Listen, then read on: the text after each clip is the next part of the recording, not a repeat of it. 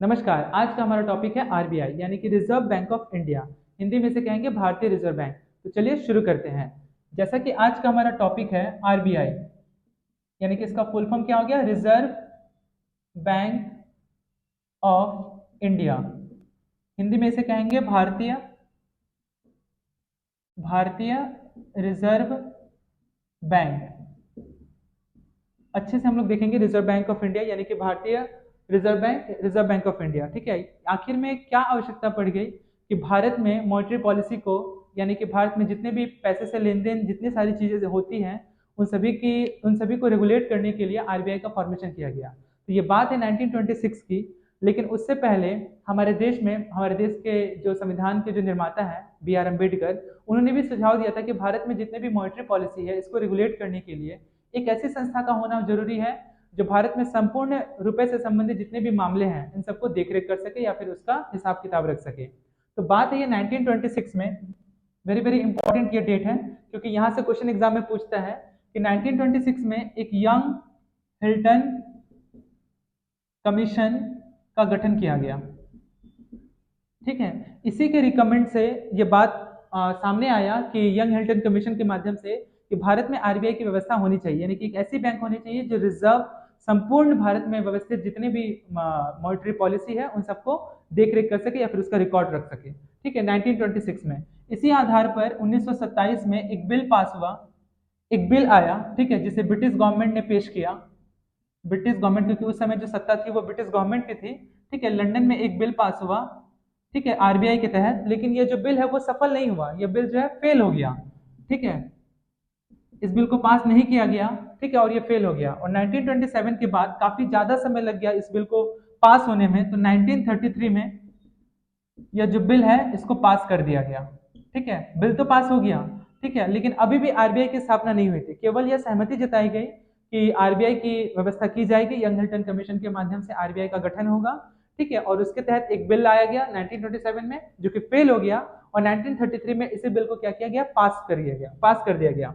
लेकिन 1933 के बाद 1934 में आरबीआई एक्ट आया। ठीक है, reserve bank of India act आया आपका 1934 में। अभी भी आरबीआई का गठन नहीं हुआ, केवल एक्ट आया था। ठीक है, और वहीं 1935 में आरबीआई का गठन हो गया। 1 अप्रैल 1935 को फॉर्मेशन ऑफ आरबीआई यानी कि आरबीआई का जो गठन है वो 1935 में हुआ। ध्यान रखेंगे आप। ठीक है, वापस एक बार रिपीट कर रहा हूं मैं। 1926 में यंग हिल्टन कमीशन का गठन किया गया। इसने रिकमेंड किया कि भारत में एक आरबीआई का गठन होना चाहिए, लेकिन आरबीआई की व्यवस्था नहीं की गई। वहीं एक साल बाद 1927 में एक बिल पास हुआ जो कि ब्रिटिश गवर्नमेंट द्वारा पास किया गया, लंदन में पास हुआ, और इस बिल को खारिज कर दिया गया यानी कि बिल पे असहमति जताई गई और बिल पास नहीं हुआ बल्कि फेल हो गया। 1933 में यानी कि करीब करीब आपका 6 साल बाद इस बिल को पास किया गया। बिल जैसे ही पास हुआ तो 1934 में आरबीआई एक्ट लागू कर आया, reserve bank of India act 1934 में। लेकिन इसकी स्थापना होने में और एक साल का समय लग गया 1935 में। 1 अप्रैल, ये डेट पूछता है एग्जाम में, आप ध्यान रखिएगा कि 1 अप्रैल 1935 को फॉर्मेशन ऑफ आरबीआई हुआ। ठीक है, तो ये आप समझ गए होंगे कि किस तरह से आरबीआई की स्थापना हुई। तो आरबीआई की जो स्थापना 1935 में हुई, लेकिन उस समय इसका राष्ट्रीयकरण नहीं किया गया। राष्ट्रीयकरण इसलिए नहीं किया गया, इंग्लिश में नेशनलाइजेशन इसलिए नहीं किया गया क्योंकि आरबीआई जो है उस समय हमारे पूरे भारतीयों के अधीन में नहीं था, बल्कि ये ब्रिटिशों द्वारा ब्रिटिश शासनकाल में इसे लाया गया था। तो इस पे पूरी जो हुकूमत है यानी पूरी जो बागडोर है वो ब्रिटिश सत्ता के अधीन था, ना कि भारतीयों के अधीन था। ठीक है, तो देश आजाद होने के बाद 1949 में इसका क्या हुआ, नेशनलाइजेशन हुआ। ठीक है, हिंदी में इसे कहते हैं राष्ट्रीयकरण। 1949 में इसका क्या किया गया, राष्ट्रीयकरण किया गया। तो यह भी आप ध्यान में रखेंगे। तो जितने भी एग्जाम से पॉइंट बनेंगे, एग्जाम के पर्पज से पॉइंट, एग्जाम में क्वेश्चन बनेंगे, वो सभी पॉइंट को मैंने क्या किया, आपको डिस्कस कर दिया। तो आप एक चीज ध्यान रखिएगा कि 1 अप्रैल 1935 को इसकी जो स्थापना हुई थी, तो इसका जो स्थापना जो हुआ था, इस्टेब्लिशमेंट, वो आपका कलकत्ता में हुआ था। ठीक है, कलकत्ता में हुआ था। कलकत्ता आज का कोलकाता। ठीक है,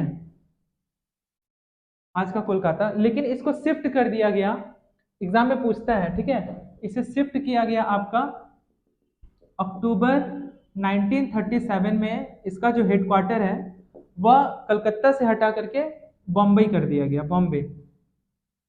आज इसे मुंबई कहा जाता है, उस समय इसका नाम बॉम्बे था, ठीक है, महाराष्ट्र में।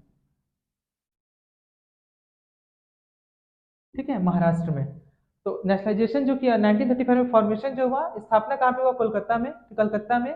लेकिन इसे शिफ्ट फिर किया गया, कब शिफ्ट किया गया इसे, अक्टूबर 1937 में। और हेडक्वार्टर कहाँ क्या पड़ा आपका, बॉम्बे। ठीक है, बॉम्बे में इसका हेडक्वार्टर शिफ्ट कर दिया गया, जो कि महाराष्ट्र राज्य में है।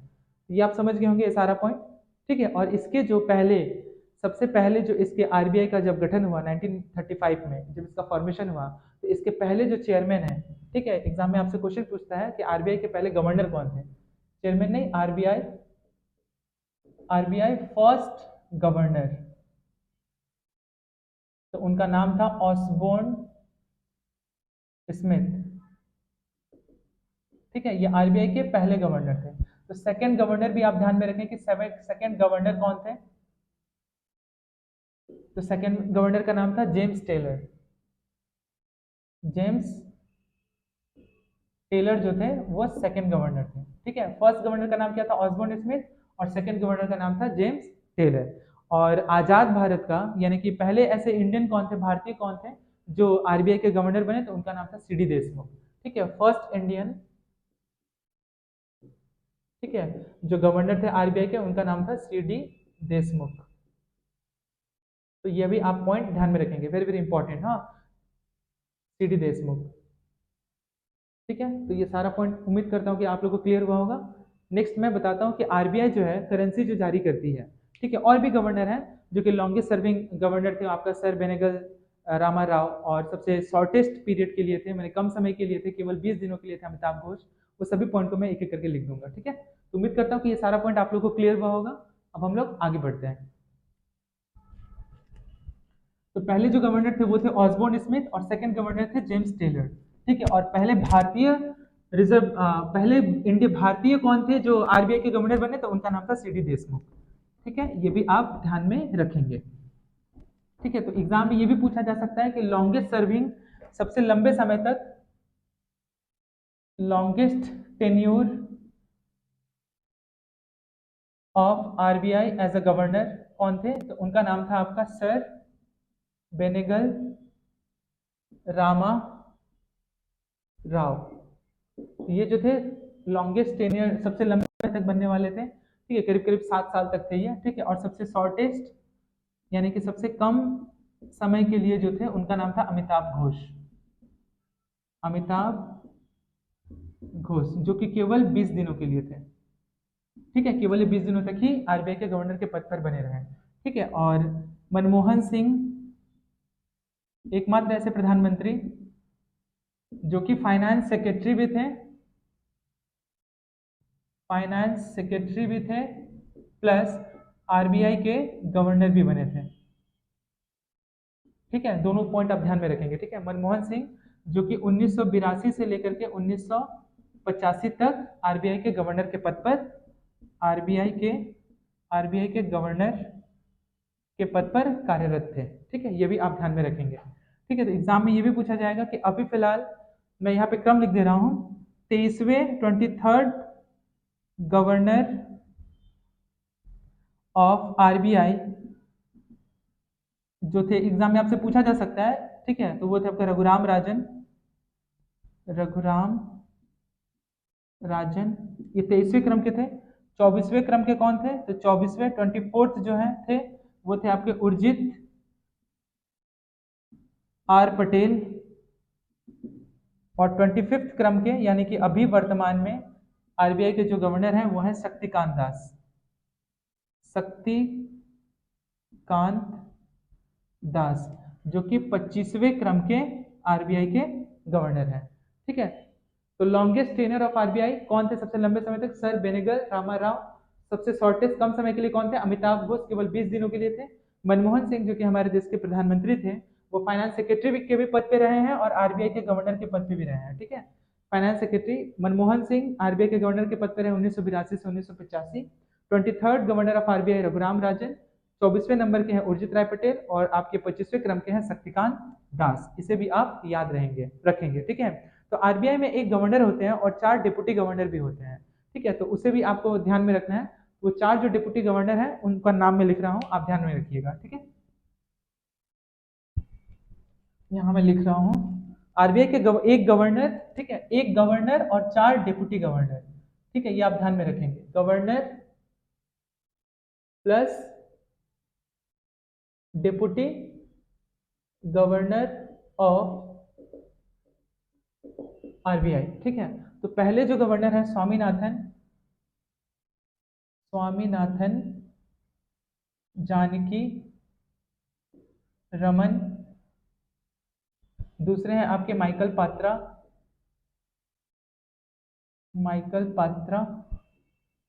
तीसरे हैं आपके टी रविशंकर, एम राजेश्वर राव,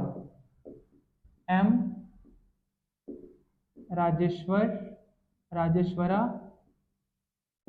राव। ठीक है, तो ये चार जो है डिप्टी गवर्नर है। ठीक है, deputy governor of RBI, deputy governor of RBI, एक गवर्नर और 4 डिप्टी गवर्नर। ठीक है, तो एक गवर्नर जो है, गवर्नर के पद पे भी कौन है, शक्तिकांत दास, और 4 जो डिप्टी गवर्नर है वो है पहले स्वामीनाथन जानकी रमन, दूसरे माइकल पात्रा, तीसरे टी रविशंकर और चौथे हैं आपके एम राजेश्वर राव। ठीक है, तो ये सारा पॉइंट आप लोगों को क्लियर हुआ होगा। अब हम लोग समझेंगे आरबीआई में कि आरबीआई का, तो आरबीआई के इतिहास को समझे कि आखिर में किस वजह से आरबीआई की स्थापना हुई। दूसरे में हम लोग यह देखें कि आरबीआई के एक गवर्नर होते हैं, 4 डिप्टी गवर्नर होते हैं। गवर्नर जो भी वर्तमान में है शक्तिकांत दास हैं, और आपके 4 डिप्टी गवर्नर हैं। पहला है आपके स्वामीनाथन जानकी रमन, दूसरे हैं माइकल पात्रा, तीसरे हैं आपके टी रविशंकर और चौथे हैं एम राजेश्वर राव। ठीक है, इसके बाद हम लोग ये समझेंगे कि आरबीआई जो नोट यानी कि करेंसी जो जारी करती है, ठीक है, वो 3 टाइप की करेंसी होती है। एक आपका 1 रुपए का नोट, दूसरा 2 रुपए के नोट से 2000 रुपए का नोट, ठीक है, और तीसरा आपका कॉइन। तो उसे भी हम समझते हैं और जानेंगे कि वो प्रिंटेड बाई कौन होता है और साइन बाई कौन होता है। ठीक है, तो उसे हम समझने का प्रयास करेंगे। ठीक है, उम्मीद करता हूं कि ये सारा पॉइंट आप लोगों को एकदम अच्छे से क्लियर हुआ होगा। आगे हम लोग देखते हैं नेक्स्ट।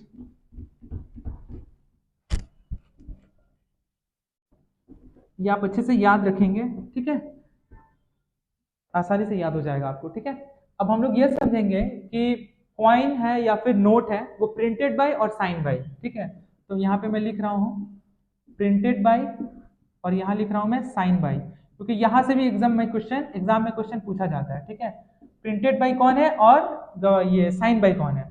तो यहाँ पे मैं लिख रहा हूँ ₹1 नोट, यहाँ पे लिख रहा हूँ ₹2 से लेकर के ₹2000 का नोट, और यहाँ पे मैं लिख रहा हूँ कॉइन। ठीक है, तो ये 1 रुपए का जो नोट है वो प्रिंट करती है गवर्नमेंट ऑफ इंडिया।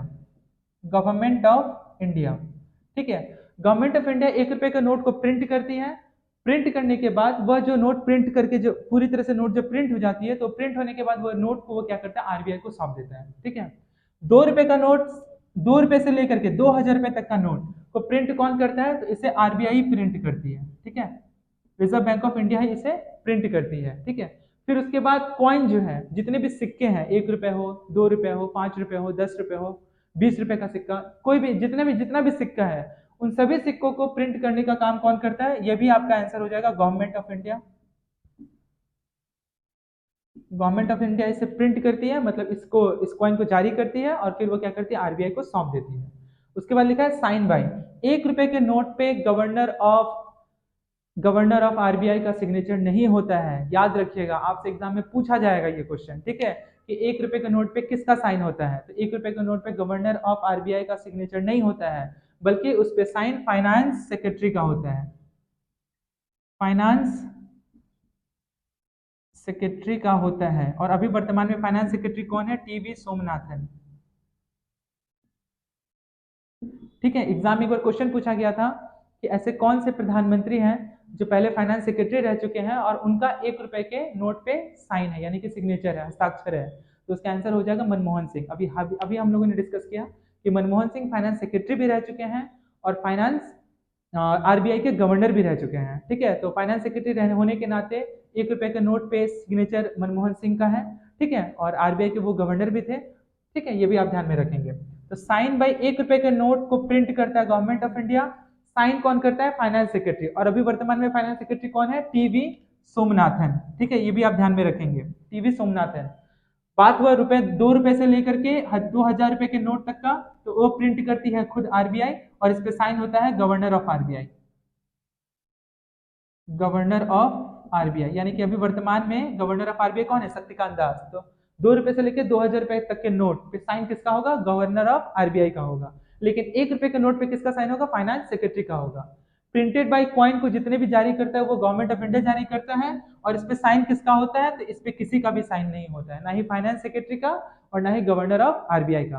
तो कॉइन पे आप देखे भी होंगे कि कॉइन पे किसी का सिग्नेचर नहीं होता है। ठीक है, ये आप ध्यान में रखेंगे, ये पॉइंट वेरी वेरी इंपॉर्टेंट। ठीक है, आप इसे एकदम अच्छे से ध्यान में रखेंगे।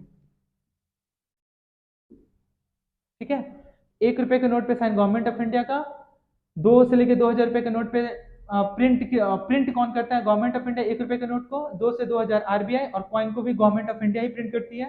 साइन कौन करता है? Finance secretary. अभी कौन है? टीवी सोमनाथन। ठीक है, भारतीय रिजर्व बैंक 2 रुपए से लेकर 2000 रुपए नोट पे साइन किसका होता है? तो गवर्नर ऑफ आरबीआई। अभी गवर्नर कौन है? शक्तिकांत शक्तिकांत दास। ठीक है, और कॉइन पे किसी का भी साइन नहीं होता है, ना ही फाइनेंस सेक्रेटरी का और ना ही गवर्नर ऑफ आरबीआई का। तो उम्मीद करते हैं कि ये सारा पॉइंट आप लोगों को क्लियर हुआ होगा। और एक पॉइंट और बताना मैं चाहूंगा कि 1 रुपए का नोट सरकार, हमारे देश की सरकार एक कंडीशन में छाप सकती है जब हमारे देश में फाइनेंशियल इमरजेंसी लगा हो। तो ये भी पॉइंट आप याद रखिएगा। ठीक है, आर्टिकल 360 में फाइनेंशियल इमरजेंसी के बारे में मेंशन किया हुआ है। ठीक है, अगर हमारे देश में फाइनेंशियल इमरजेंसी, अभी तक हमारे देश में एक भी बार नहीं लगा है, यानी कि 0 बार लगा है। ठीक है, एक भी बार नहीं लगा है। अगर फाइनेंशियल इमरजेंसी लगती है तो उस समय में भारत की जो सरकार है, भारत की सरकार जो है वो 1 रुपए का नोट को क्या कर सकती है? छाप सकती है, यानी कि उसे प्रिंट कर सकती है।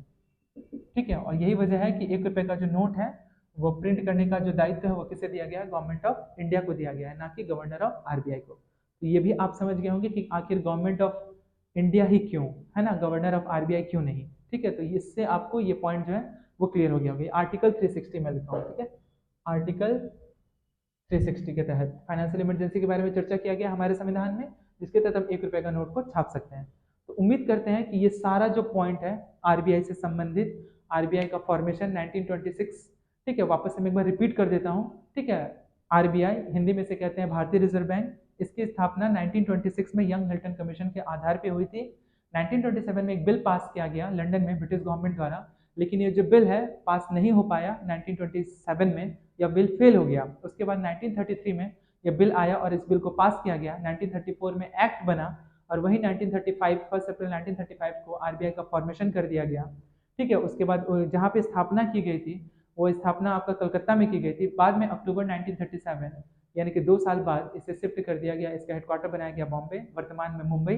ठीक है, वर्तमान में अभी मुंबई आरबीआई के जो गवर्नर है वो शक्तिकांत दास हैं। पहले जो गवर्नर थे आरबीआई के वो थे आपके ऑसबोर्न स्मिथ, सेकंड जो थे वो आपके जेम्स टेलर।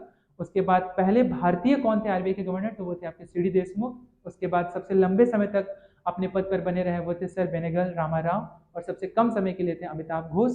ठीक है, 23वें क्रम के कौन थे? 23वें क्रम के थे आपके रघुराम राजन। 24वें क्रम के कौन थे? तो वो थे उर्जित राय पटेल। और अभी वर्तमान में 25वें क्रम के जो आरबीआई के जो गवर्नर हैं उनका नाम क्या है? शक्तिकांत दास। उम्मीद करता हूँ आरबीआई से संबंधित सारे पॉइंट आप लोगों को क्लियर हुआ होगा। और ये भी पॉइंट आप याद रखिएगा, वेरी वेरी इंपॉर्टेंट, कि आरबीआई जो है 1 रुपए का जो नोट है वो प्रिंट करने का काम गवर्नमेंट ऑफ इंडिया करती है, ना कि governor of RBI. Governor of RBI जो है वो 2 रुपए से लेकर 2000 रुपए तक के नोट को प्रिंट करती है, और वहीं सिक्के जितने भी जारी होते हैं वो गवर्नमेंट ऑफ इंडिया द्वारा जारी होता है, ना कि गवर्नर ऑफ आरबीआई द्वारा। ठीक है, और साइन किसका होता है? 1 रुपए के नोट पे साइन होता है फाइनेंस सेक्रेटरी का। अभी वर्तमान में फाइनेंस सेक्रेटरी कौन है? तो वह है टीवी सोमनाथन। ठीक है, और आरबीआई का जो गवर्नर होते हैं उनका जो सिग्नेचर होता है वो 2 रुपए से लेकर 2000 रुपए तक के नोट का पर होता है, और सिक्के पर किसी का भी साइन नहीं होता है। तो उम्मीद करता हूँ ये सारा पॉइंट आप लोग को अच्छे से क्लियर हुआ होगा।